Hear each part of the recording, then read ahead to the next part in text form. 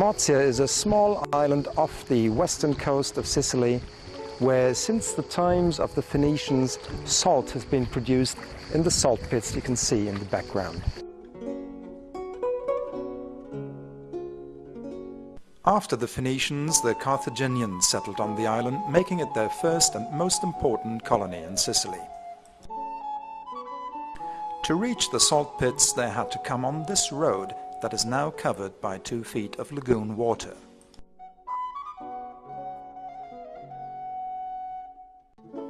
When in 1862 Garibaldi disembarked with his men near this place to start his march on Rome, there were 31 salinas with an annual production of 110,000 tons of salt.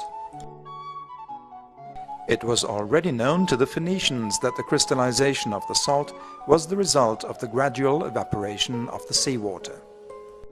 But only in the 16th century the Italian mineralogist Giorgio Agricola gave a detailed description of the production process in the salt pits, which must have been pretty much the same in pre-Christian times.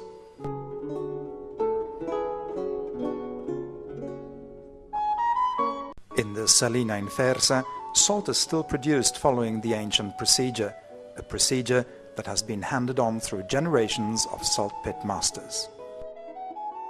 Although we are in the 21st century, they still use Archimedes' screw in its original form.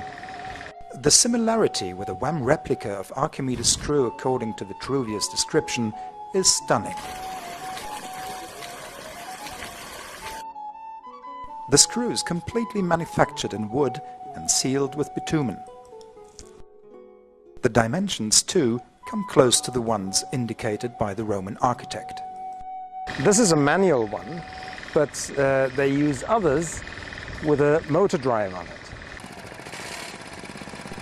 Simple explosion engines linked to a card-and-jointed shaft coupling have replaced the hundreds of windmills which were used to power the water screws until the end of the 19th century.